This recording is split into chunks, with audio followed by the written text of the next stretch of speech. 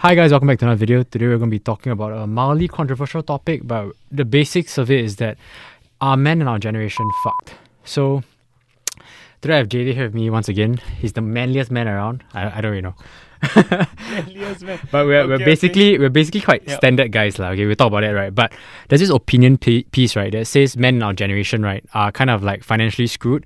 We are relationship screwed and emotionally screwed because of basically we're going through a recession right now. So millennials, right, even then, right, the basic of this study is saying that previously the younger generation owned a 12% of the nation's wealth. Now it's going down to the half of that, 6%. So basically, being financially screwed also affects everything in our life. In our career, it's really quite difficult to get a job in this recession. Aside from that, we also have difficulties with relationships because of not just the financial aspect, but because isolation of COVID. Okay. But basically, there's also like this whole drive towards different gender norms. So let me put it that way. Okay. Societal norms are changing, gender norms are changing.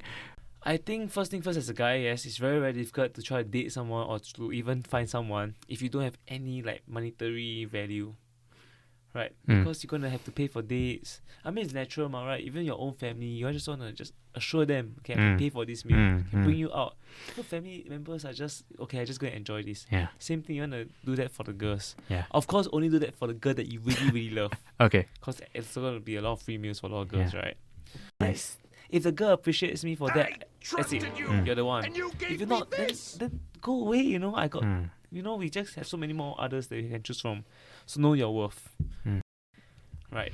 You know, just now you said about like you need money to date, you need money to get married. Yeah. So these kind of things, right? On this topic, who do you think should pay on the first date then? Okay, honestly, you ask me, right? The first one, I don't even know who the girl is, right? So you'll split the first one. If can, okay, the best situation is you pay first, the girl volunteers to pay for a second. Right. Best. I think for me, I've always paid for the first date. Like, at least in the last year, I've been quite like okay on that. But I think my stance has changed over the years. When I was a poorer broker uni student, I couldn't do that, you know. But now, because I'm working and everything, I'm okay with like paying for the first date. Yes. But I would still feel like they need some initiative from the girl. It's like, guys, if I buy dinner, you at least buy the dessert or some shit, or like, you know, coffee or something, you know what I mean? Yes. So it's like that's just a sign of respect, or like you offer the next one something like that, you know what I mean? Yes. It's not just the act, it's just the act. Correct. You know what I mean? Some kind of still being a bit like cautious with how you spend your money, because at the end of the day, right, I don't think like we're both not like super well to do. You have to still build it from scratch and understand the value of money. I think dating someone also need them to understand the value of money. Yes. Yeah. So need to know your worth, need to balance your money properly. Yeah. Find ways to earn money first. Then think about dating. I think lah. Right. How to make the girl comfortable. Okay. Right. You can understand, right? Like, because we both study finance, we actually do like we know the economic situation now is basically not that good. You know what I mean? And if inflation is eating away at our savings and our wages are not keeping up with that, it's quite difficult to even provide for yourself. Don't even think about partner. Then you think about family. You know, I always study this kind of like population growth and this kind of stuff. You know, our fertility rate now in Singapore is like basically 1 already. Yeah. Do you know that we need like 2.1 to actually be to balance it out? Because let's say a male and female together, they not only need to produce two to match them, because there's mortality rate also, there's infant mortality. So they need 2.1. Right now we're flat at 1, you know, in Singapore. So we are reaching that stage where it's a decreasing population growth. A very good example would be Japan. You know, Japan, right? They had this whole low interest rate environment where they print money and stuff in the past. I'm sure you read it in econs, right? But because of that just a generation of lost youth. That's why they always say Japan has a lot of lost youth, where their pornographic industry is rising. You can talk about OF industry is rising. Okay. So men are losing their manhood. Like they it's easier to we have friends that do OF, like, you know, yes. It's easier to have a virtual girlfriend. It's easier to have a virtual girlfriend than to have a real girlfriend. Cause right, a virtual girlfriend you pay like $15 a month. Correct. But a real girlfriend, you go 1 meal already, $100 already, bro. That's true. Yeah, so I'm just saying that, like, I think there's a shift in like position of power, and guys are also, you know, I'm not just saying this because I'm a guy. I think it's difficult to be a guy in this generation. I really do think. Yeah. Even then, right, I don't want to talk, I know it's a controversial part, but I don't want to talk about gender and societal norms, right? Changing shifts in a male, it's difficult to find a masculine male nowadays, okay? It's difficult, okay? And you'll be ostracized and scolded for just being manly sometimes. Like, if you... That's him, lah. No, you can... The whole dynamic of toxic... It's not even about toxic masculinity. It's just difficult to be a guy these days. It's not that easy. It's not that easy, lah. I agree. I think just focus on what you truly believe in. Ultimately, it's your happiness, that matters. Right? If you wanna don't be so much of a man, then go ahead. Yeah. Right. Just don't let people's societal mindset just affect you. Hard lah. Nowadays, social media indoctrinates those kind of thinking, so it's not super good. Yeah, I get it. But on this topic of like better to stay single, for me, right, I think, like I said, a good girl can help you advance further in life. You need a good support system, but a bad girl can also mess you up. We both can attest to that, right? So in general, I think life is like this Monopoly game. You try to make as many right moves and not make as many wrong moves. You date a bad girl, it can set you back years. You start a bad business, it also can set you back years. You just try to make the right moves in life. And, I don't believe that you should stay single, but you should be very judicious or cautious with who you date.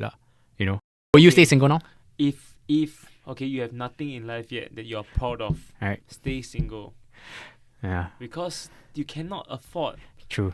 Okay, you cannot even afford for a meal. You don't even know your worth. Okay, then how can that person feel comfortable? If you're not confident in yourself, nobody else will be confident on you. That's the first thing.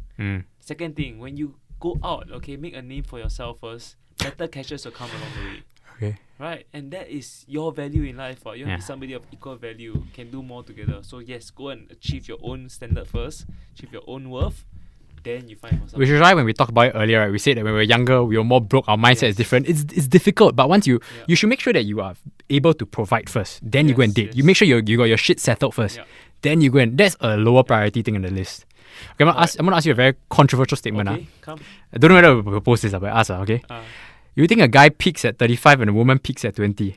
Thoughts on that? Wow. With that statement, we don't go to the second statement. I agree that for men, you get more valuable as you age.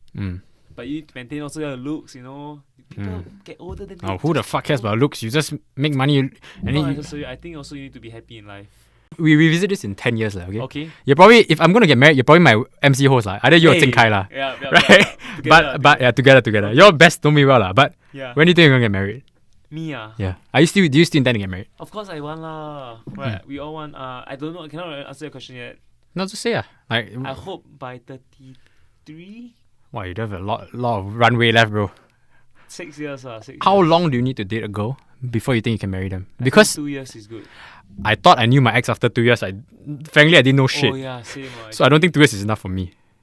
But minimally, the right one will come. You will know the right one is here when the right one is I think you need like 3 years, dude. Okay, then 3. 3 plus. As in, this is marriage, It's a lifelong commitment, So you have 6 years. How many tries do you have? 2 tries? 1 try?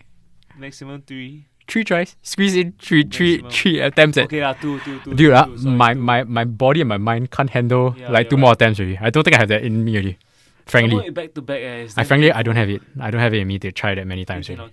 You need 2 max. Yeah, because you get jaded. You know the whole topic about guys getting jaded. You try and then it fails, right? You get jaded. Okay, fair. So when does this game get fucking 3 for you? Yeah. Okay, but if the right one comes, I think already 1 year. I said you'll know one. You'll know. Yeah. I asked you this question. So basically, they said there's this study, right? Everything I referenced by study, they say that by the time you're 25 or 26, right, 70% of people would have, if you're going to get married, right, you have already known the person before you're 25, 26. To some extent, you know that it could be like primary school friend or high school friend. Yep. But do you agree with this statement that it's really, because it's very difficult to meet someone totally new and then go with the whole topic of hey, what's your favorite color? The garbage conversation. I don't want to do that shit again. I would rather date someone that I already know. Yes, I agree. Alright? Because I'm tired.